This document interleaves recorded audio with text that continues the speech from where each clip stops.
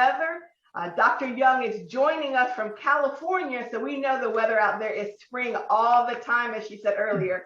So we are so excited to have her here with us this evening. I'm going to turn it over right now to Dr. Norman, who is our chair for the Department of Educational Leadership, and he will kick us off this evening, welcoming everyone to our 5th and final virtual speaker series event, Equity in Education, for this series, but we will be back. We have other things in the plan. So Dr. Norman? Thank you, Michelle. Good evening, everyone, and welcome again to our speaker series, our equity in education.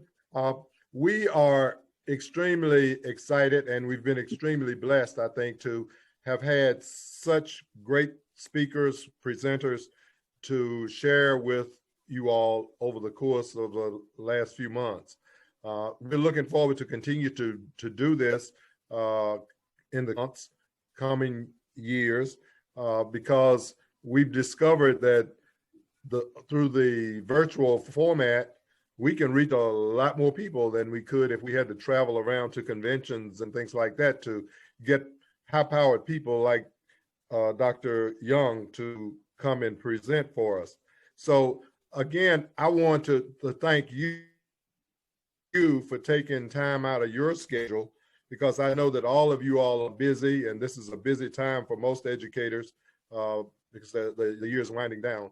But again, thank you, and I hope that this has been helpful to you, and I hope that you will continue to stay with us and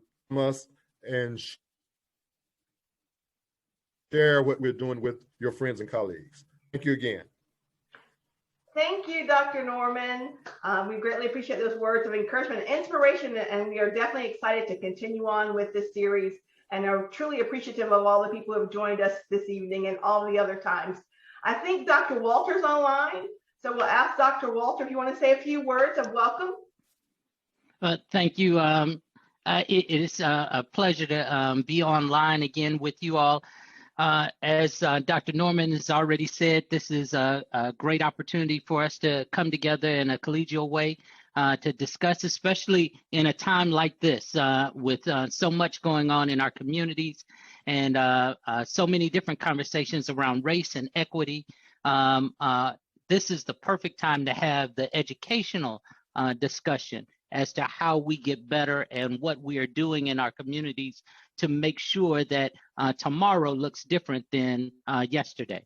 And I think Dr. Young is an old friend of Virginia State and the Virginia family, and has done so much great work in this community, in this state.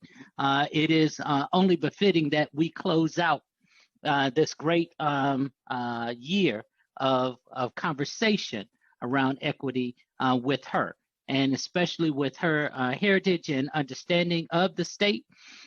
It is a perfect time for us to really wrap and put a bow on this conversation around equity in education. And so I'm really excited about bringing to you all today a real educational justice leader in Dr. Michelle Young. Thank you, Dr. Walters, for those words, and we are so excited to have Dr. Young with us this evening. I will share a few words. I'm going to read her bio and let you know just a little bit about who Dr. Michelle Young is. She is the Dean of the LMU School of Education and a Professor of Educational Leadership and Policy. She joined LMU from the University of Virginia, where she served as Professor in Educational Leadership and Policy, Chair of the Department of Educational Leadership, Foundations and Policy, and Executive Director of the University Council for Educational Administration. Dr. Young has co-edited or co-authored 7 books and has published more than 100 peer-reviewed articles and book chapters. Her scholarship focuses on how university programs, educational policies, and school leaders can support equitable and quality experiences for all students and adults who learn and work in schools. She has edited 2 editions of the Handbook of Research on the Education of School Leaders and is currently editing the Handbook of Critical Research Methods in Education. Dr. Young has been the recipient of multiple awards for her writing, including the William J. Davis Award for Most Outstanding Article an Emerald Literati Award for Excellence, and the prestigious Edwin M. Bridges Award for her contributions to research on the preparation of education leaders. Throughout her career, she has developed and sustained a reputation as an innovative, civic-minded, ethical leader with a strong commitment to diversity and social justice. As Executive Director of UCEA, Dr. Young worked with universities, practitioners, and state and national leaders to improve the preparation and practice of school and school system leaders, and to develop a dynamic base of knowledge on excellence in educational leadership, provided leadership for the development of the professional standards for educational leadership and the National Educational Leadership Preparation Standards, which guide the development and accreditation review of educational leadership preparation programs. And Dr. Young led both statewide and institutional reviews of educational leadership development programs. Her work has significantly increased the focus of research on leadership preparation and brought research to bear on the work of policymakers. Upon Dr. Young's retirement from the University Council for Educational Administration after 19 years, she was granted emeritus status. Equity, improvement, and capacity development has been central to Dr. Young's work as a researcher and as an organizational leader. From efforts to diversify the education leadership profession and the school leadership pipeline, to developing a diverse board of directors for UCEA, she searched for and found new opportunities for impact and growth. For example, as UCEA Executive Director, she collaboratively led the development of the Barbara Jackson Network, a program to provide doctoral students of color with a system of support, significantly expand the number of faculty of color in colleges of education, and enhance the ability of universities to recruit people of color in K-12 administrative programs. The Jackson Scholars Program fundamentally changed the diversity of UCEA membership, increased the diversity of the educational leadership profession, and influence the priorities and decisions of UCEA as an organization. So without further ado, let's welcome to the virtual stage, Dr. Michelle Young. Thank you all. Thank you for the warm welcome and the lovely introduction, Michelle.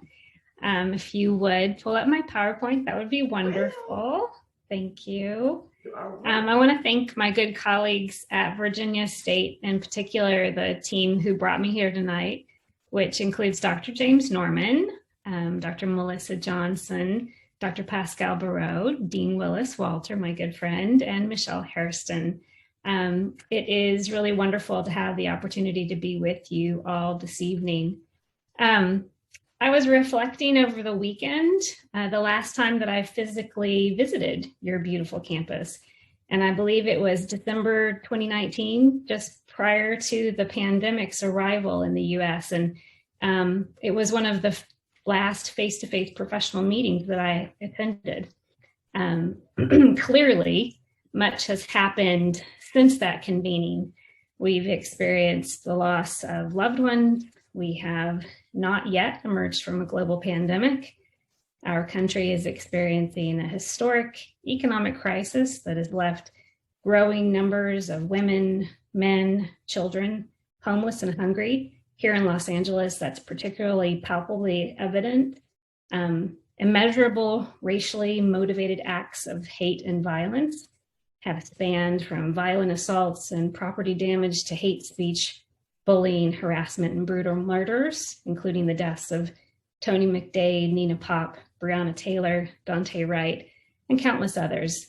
And while today Derek Chauvin was found guilty of George Floyd's murder, we know that that is not typical to have verdicts against police officers. These challenges have had a significant impact on our education community. K-12 students, their families, and the educational professionals that serve them, and they have intensified many of the deep inequities built into the U.S. education system. So this evening, in your part of the country, I'm going to talk a little bit about what I call advocacy leadership. Earlier today, I attended part of NASSP's, the National Association of School Principals, Advocacy Leadership Conference. And I listened to principals describe many of the varied equity challenges that they and their schools are working to address, from hunger and the digital divide to their plans for addressing learning recovery as they reopen their schools. It is these lived realities that make this conversation on equity in education so important. And I thank Virginia State University for fostering this opportunity. So as I mentioned, tonight I hope to contribute helpfully to that conversation by focusing on the role of advocacy leadership in closing the equity gap in education. Philosopher Mikhail Bakhtin asserted that our speech is filled with others' words and varying degrees of otherness and our ownness. And for the last 14 years, I've been working with a number of colleagues on projects concerning advocacy leadership. And part of our work has involved identifying what counts as advocacy leadership.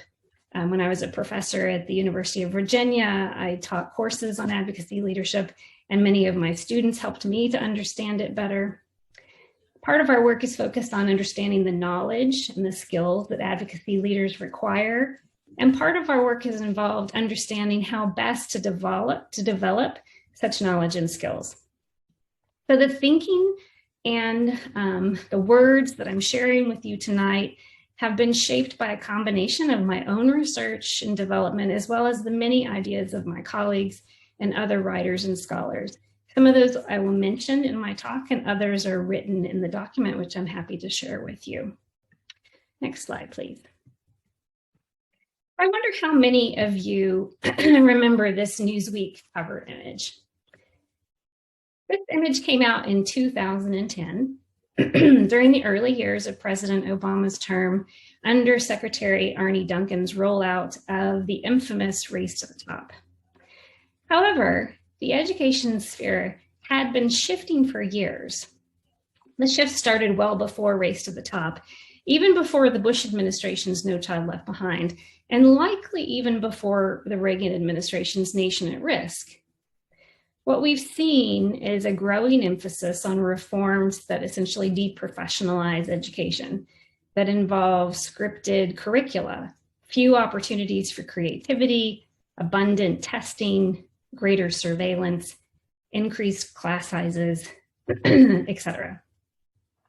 In his book on education advocacy, which Gary Anderson published around 2009, he described leaders who were once confident that they could transform their schools, discouraged and less hopeful, even cynical. In the US and elsewhere, the vilification of educators and the critique of their practice has provided a rationale for a system that we still see today of accountability that deflects attention away from what many would describe as real teaching, real learning, and real leading, as well as from investing in the professional learning of teachers and leaders. Some messages merely appear in the media, such as this Newsweek magazine cover.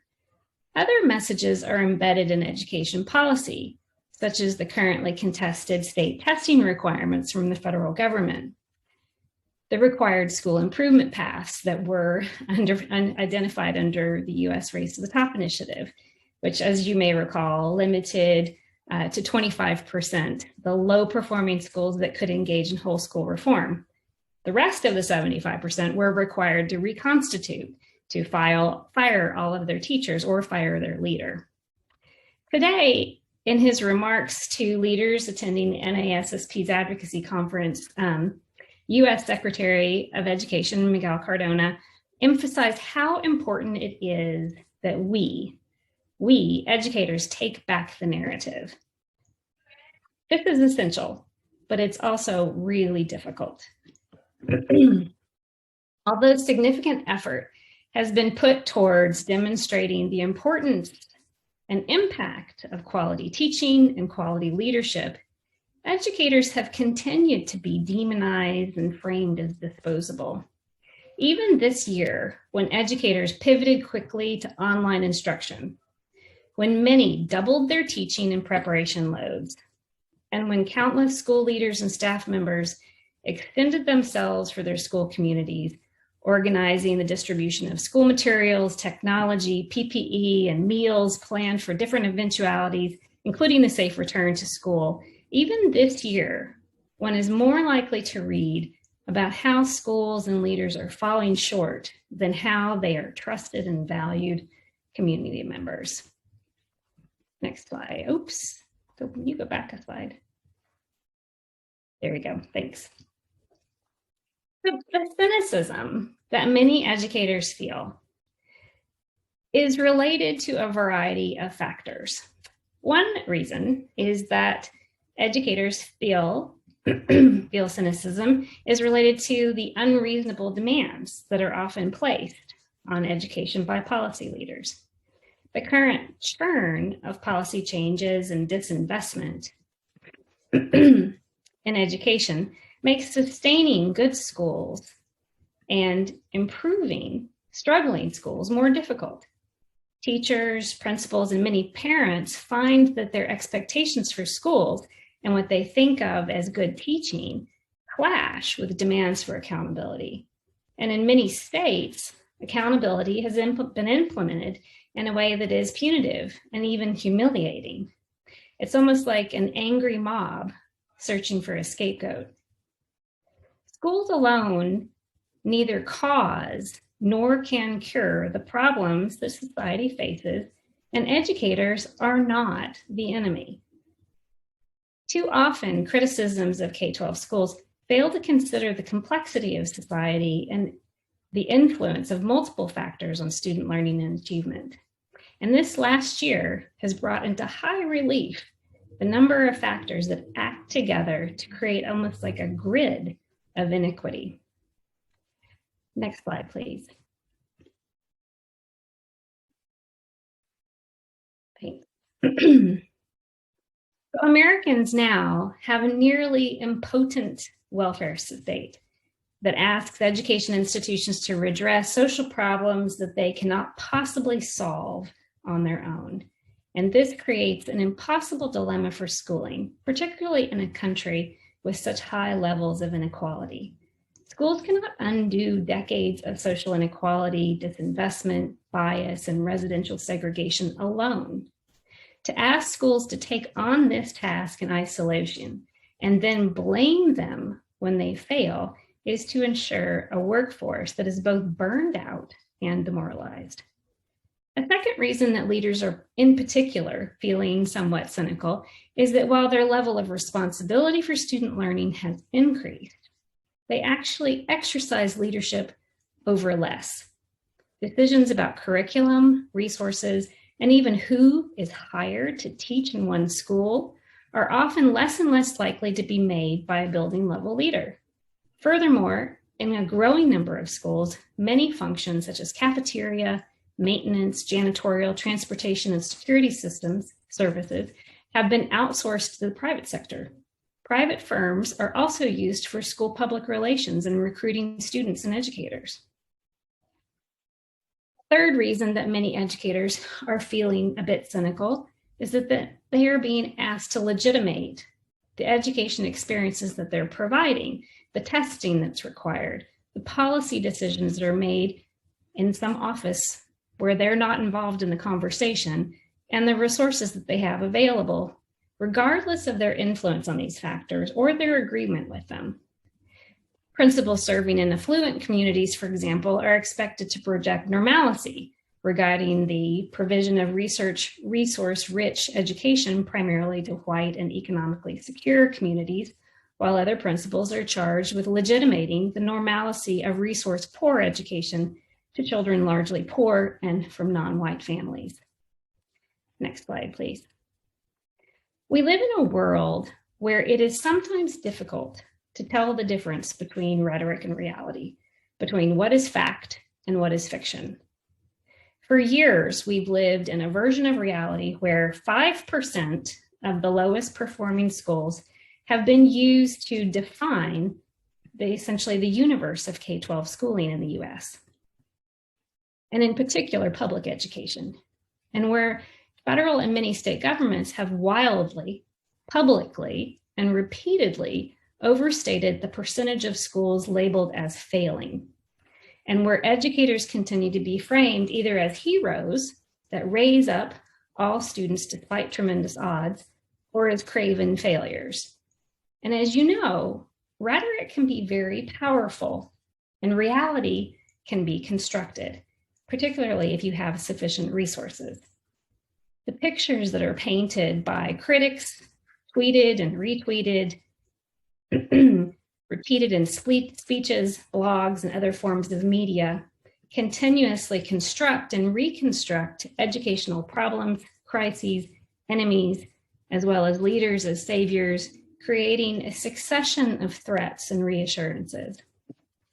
We've been told that public education is a monopoly, that educators are lazy, incompetent, and resistant to change, that university preparation programs are cash cows, and that education research is useless.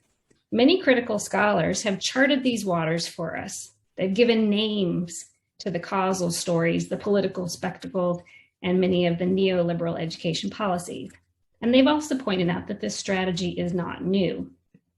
In the early 2000s, the US Department of Education heralded the fictitious Texas miracle. I lived in Texas at the time. Rod Page, the US Secretary of Education under President George Bush, and the former superintendent of the Houston Independent School District, held up the district as an exemplar of how high stakes accountability could be used to improve the test scores of all student groups. Other recognitions included a $1 million prize from the Broad Foundation to the district for being the best urban district in the country. However, Houston's success was fabricated. It was a lie. Among the many unethical decisions made to achieve greatness, the Houston School District pushed out over 5,500 low-performing students out of school. Nonetheless, the Texas miracle ushered in high-stakes accountability into the United States. Houston kept the prize money. Its superintendent became the leader of the U.S. education system, and he, Secretary Page, turned around and accused teachers and leaders of the soft bigotry of low expectations. When they asked for resources for their schools and pointed to the impact of poverty, nutrition, social conditions, the lack of proper training, he put it back on them. Politicians, however, aren't the only ones to foster unrealistic expectations for education leaders.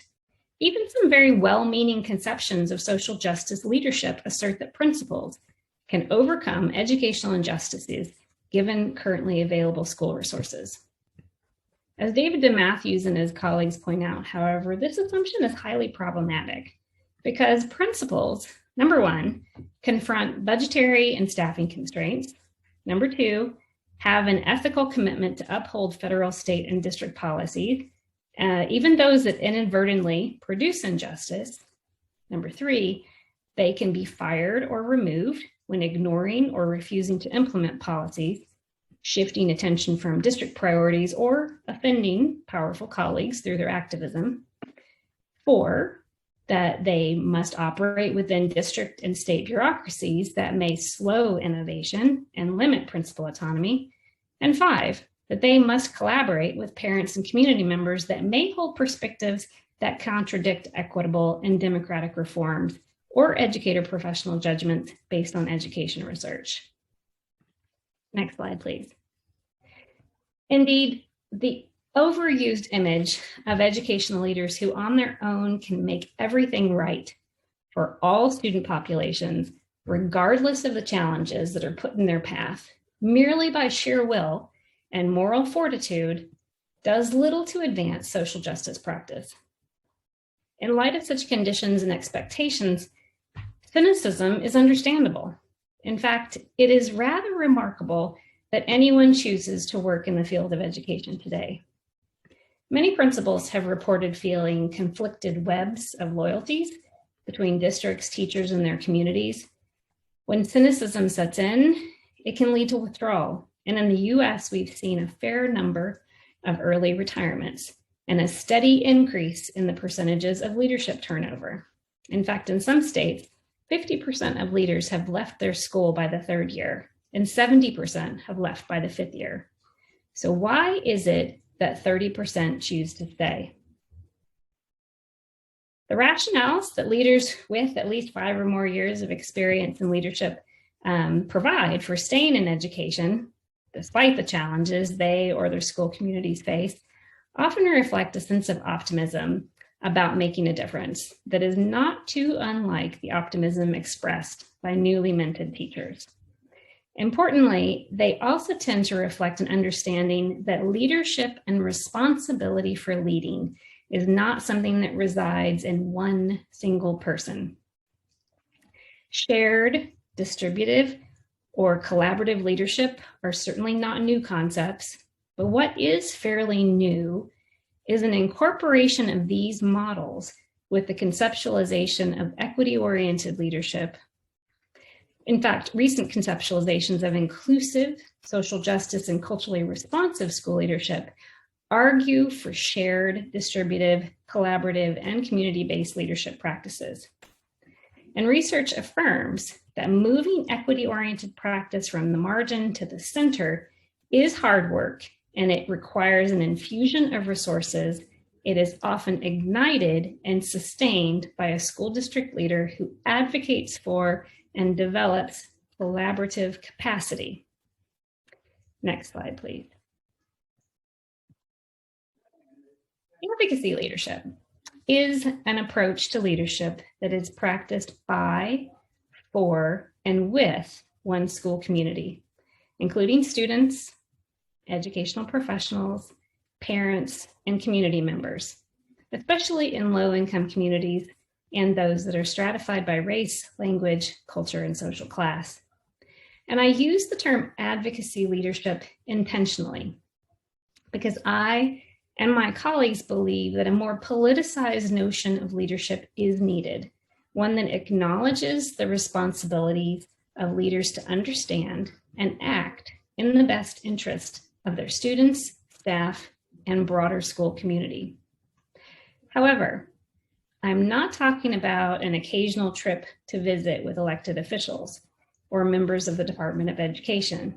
While that is important, this work involves much more than a sporadic outreach to policy leaders.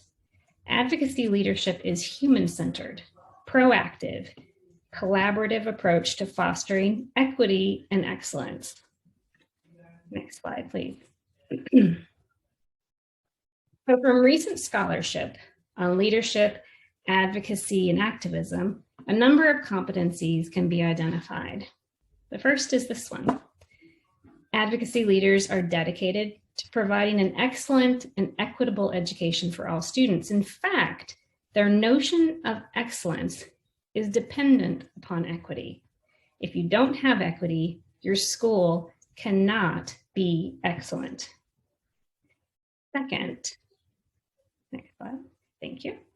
Advocacy leaders care about and work collaboratively with the people and communities they serve. Advocacy leadership is often characterized as human-centered. Third, advocacy leaders are culturally responsive. As Khalifa, Gooden, and Davis assert, such leaders create school contexts and curriculum that respond effectively to the educational, social, political, and cultural needs of students. They promote an inclusive school climate, and they maintain a presence in and relationship with the community members they serve. And fourth, advocacy leaders have strong technical competence as instructional leaders. That is, leaders need to understand and be able to foster effective and culturally sustaining instructional practices and learning environments. These 4 competencies are in fact foundational. In other words, one cannot practice advocacy leadership without an equity orientation, collaboration with the communities they serve, culturally responsive leadership practices, and strong instructional leadership skills. However, these essential competencies alone will not support advocacy leadership practice. That requires additional capacities.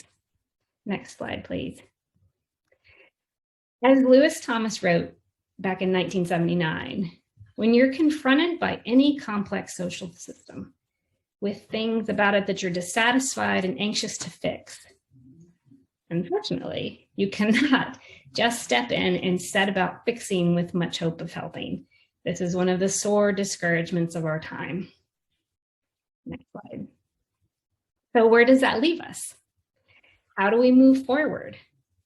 Well, first, advocacy leaders need to be able to identify and understand problems of practice, how to get at their root causes, how to think about, collect, and use data, how to use multiple perspectives to critically reflect on and challenge their own and others' thinking about problems.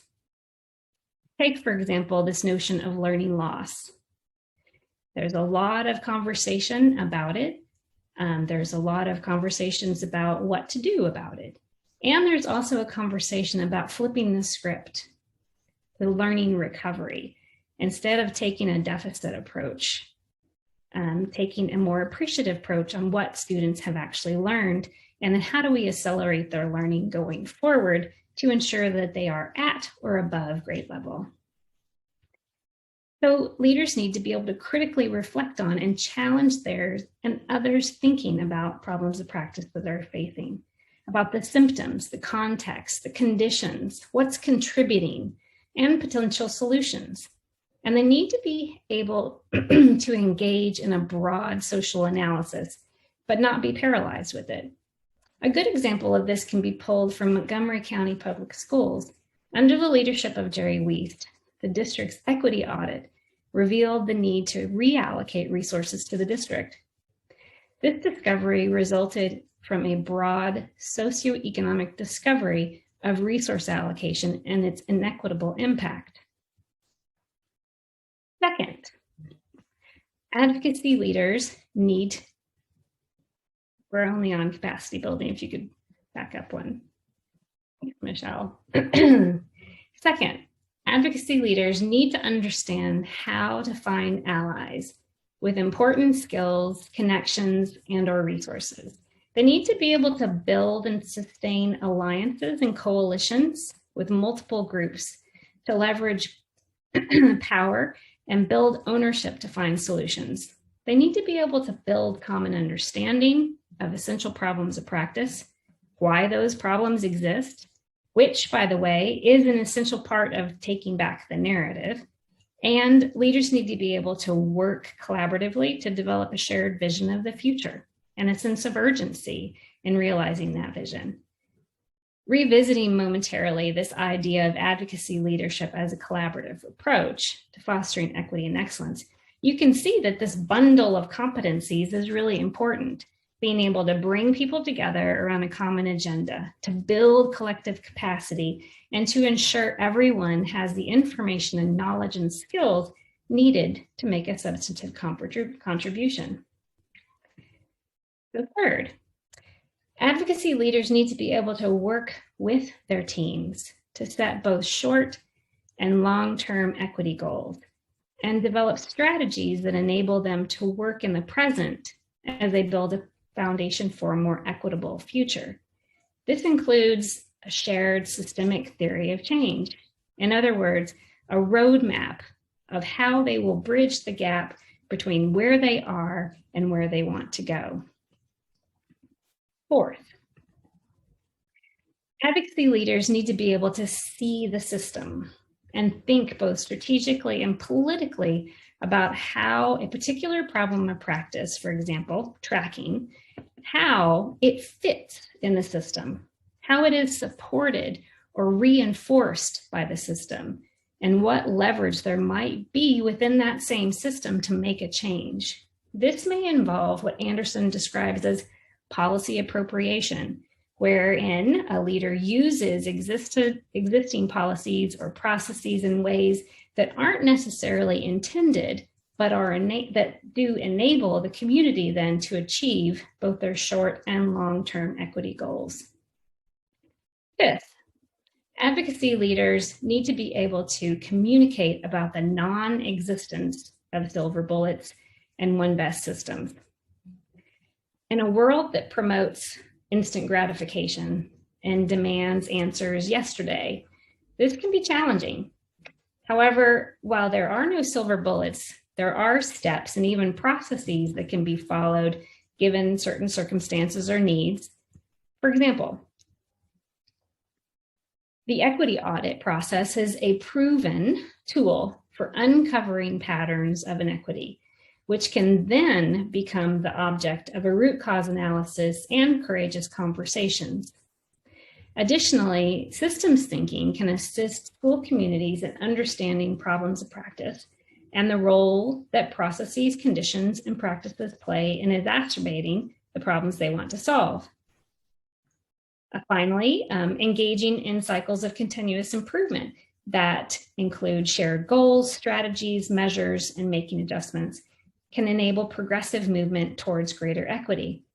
Thus, advocacy leadership encompasses aspects of social justice leadership, collaborative leadership, culturally responsive leadership, instructional leadership, critical reflection, critical consciousness, taking multiple perspectives, activism, systems thinking, and improvement leadership. And as I mentioned previously, this is hard work, and it's work that I and other researchers in this area have found to be necessary to the work of advocacy leadership.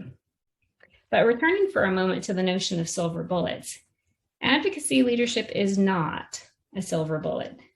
There are many examples of Herculean advocacy efforts that have not fully paid off, or where leadership turnover has derailed progress and where short-term wins have led to longer-term problems.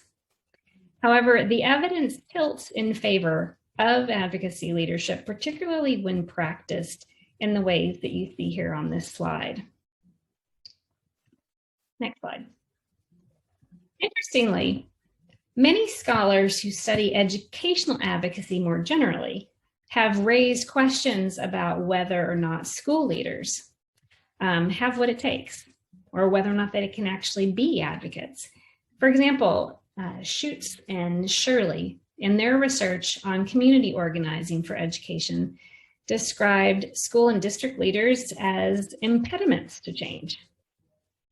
They noted that education leaders are rarely trained as advocates, that few knew much about community organizing, how to form action teams for specific advocacy purposes, how to develop and implement communication campaigns, or how to organize a neighborhood walk, town hall, or other forms of community assemblies.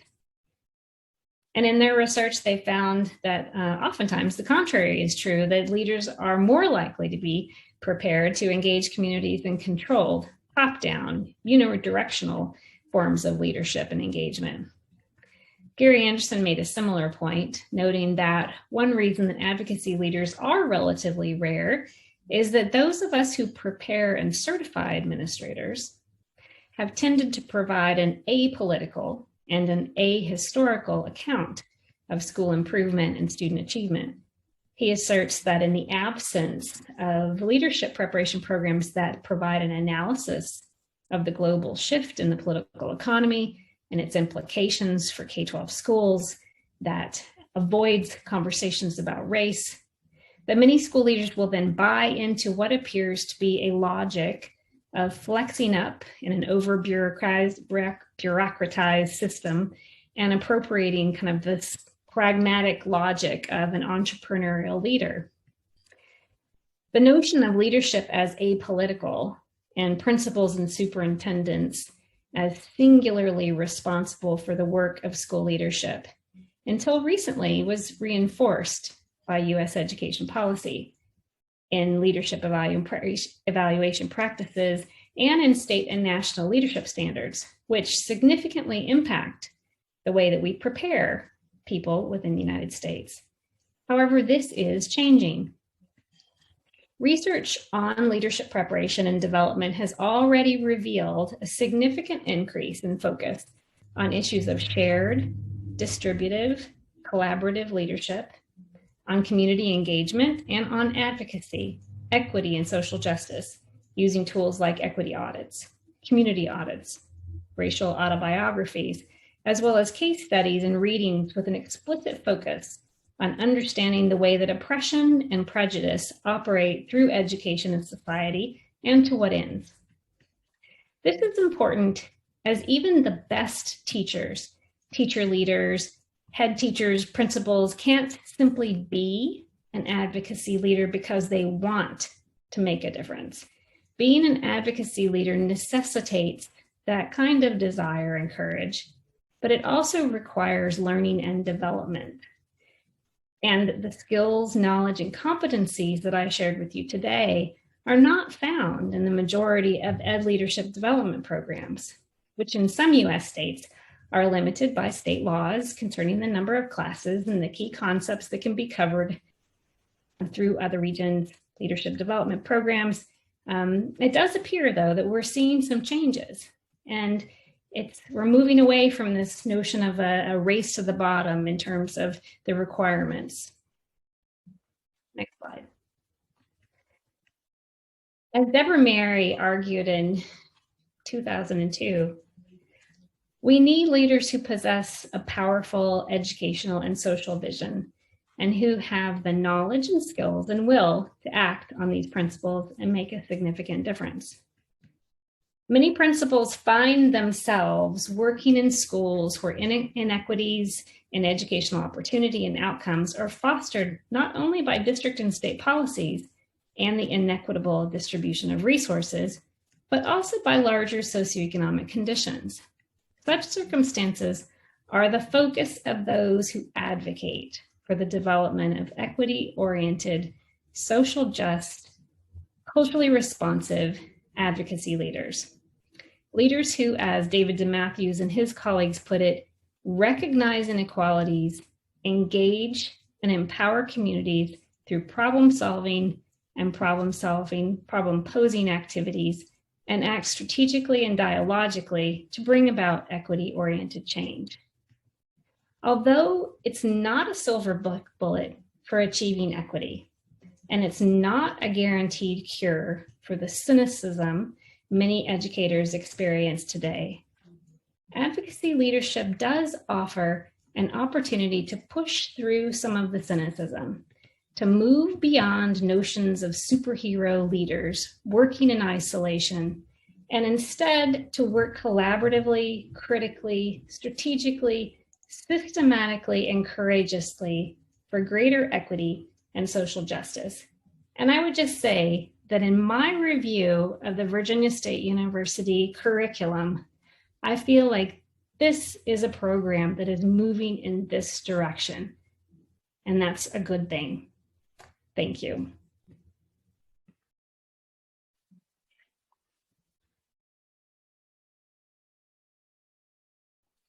Thank you so much, Dr. Young. Thank you for your words.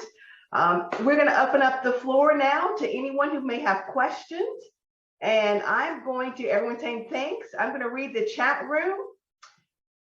Someone said, what an amazing analysis of public schools and how so very familiar the analysis is in comparison to the lives of African Americans. Someone else said, thank you for sharing. Anyone have any questions for Dr. Young? I had a question, not necessarily a question, but a comment.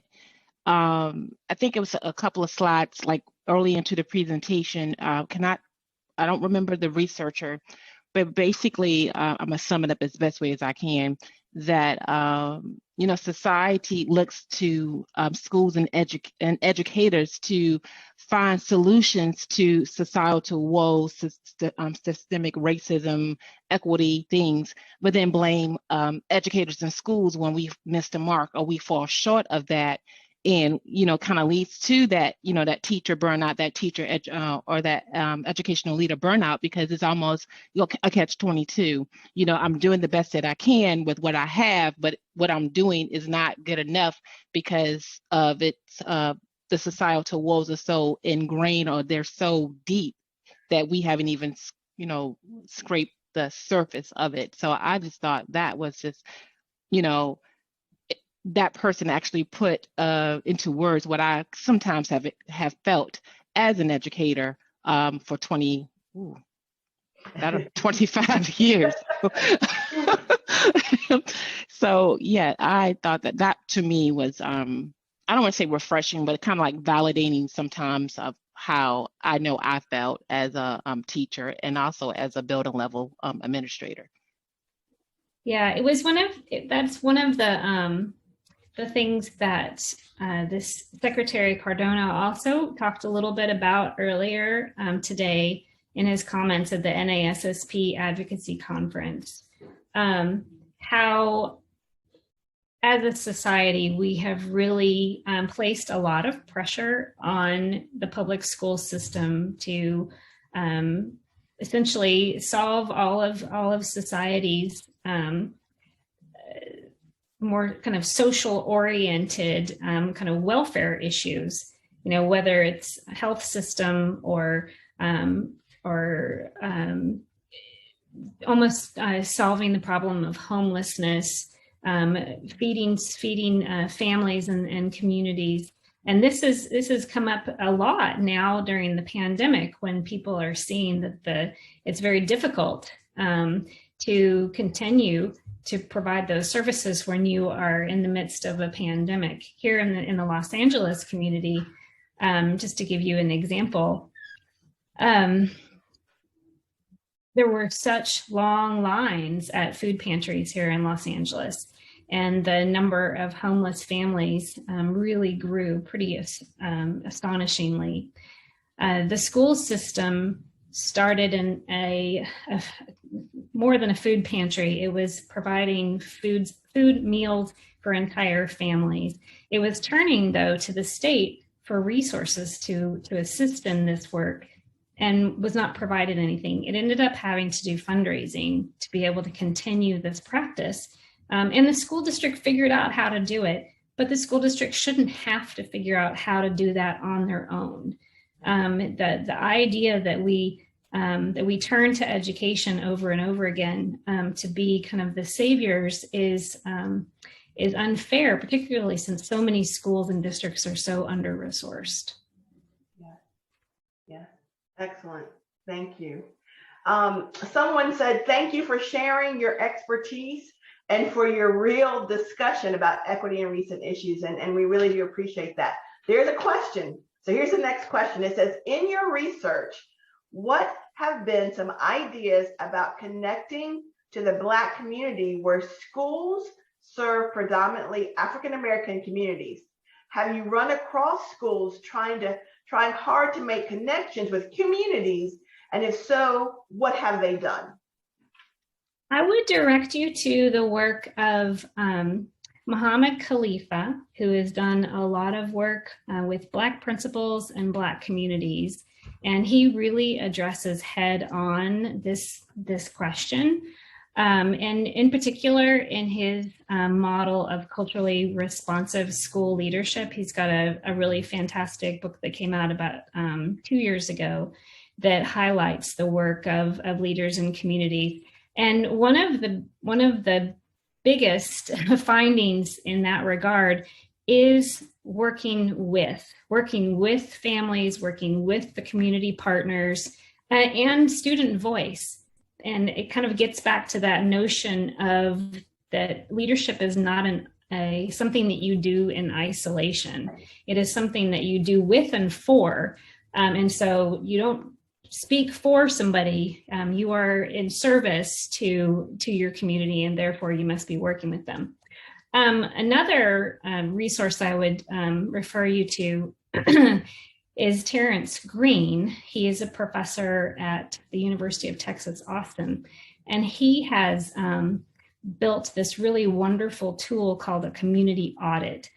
And essentially, through his work, what he has done is he's worked with building level principals to audit the resources, similar to Lewis Moll's notion of funds of knowledge within communities.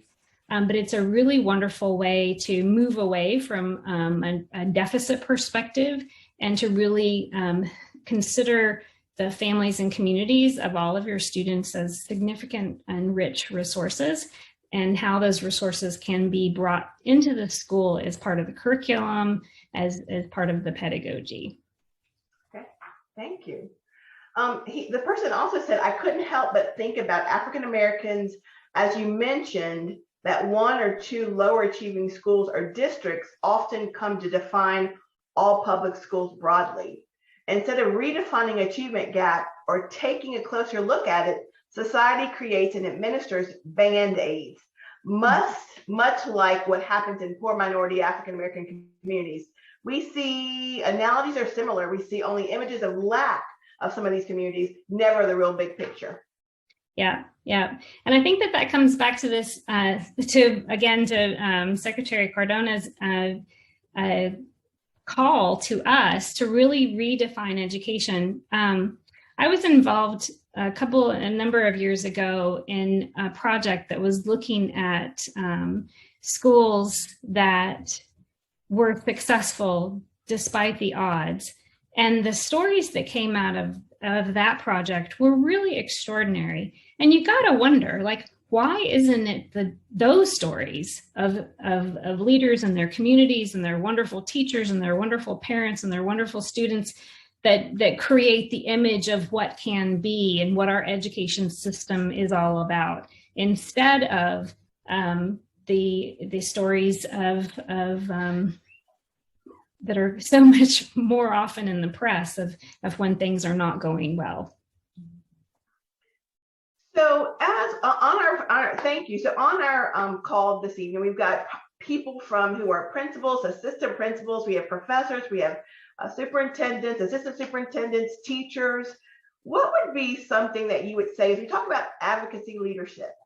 If we could say, as they travel back to their classrooms, their schools, their districts tomorrow, their departments, what's the first thing or what's one thing that you would say to them to start doing or to make change or to talk about equity and that advocacy leadership? What's something that you would say to them as they start their journey tomorrow? That's a really terrific question.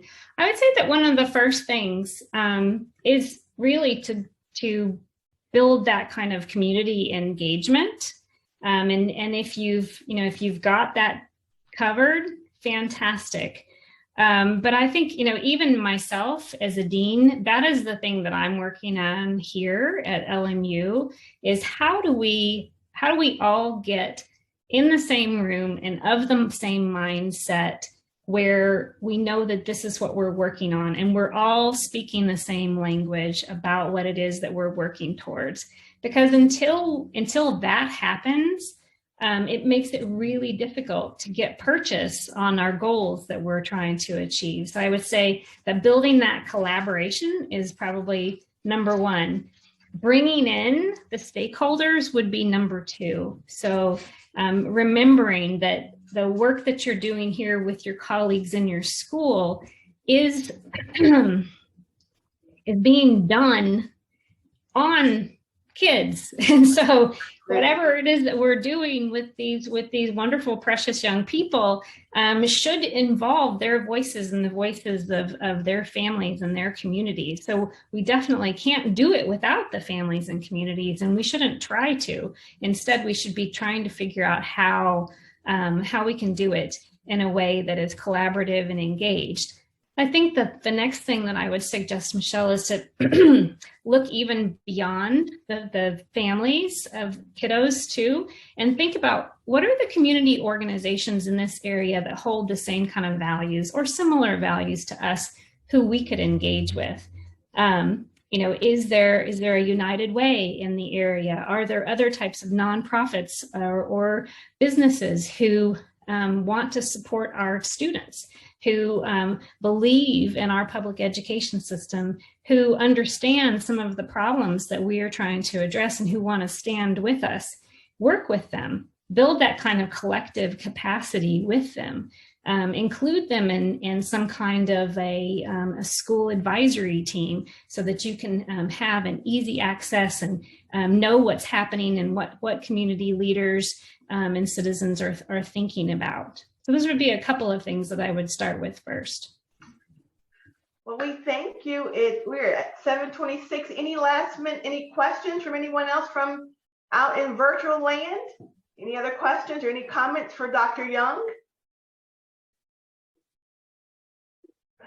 I see that there's a a note in here about Black churches. And when I was living in Austin, Texas, I would say that there was a group of churches that came together in that community that were absolutely essential to some of the advocacy work that was being done there.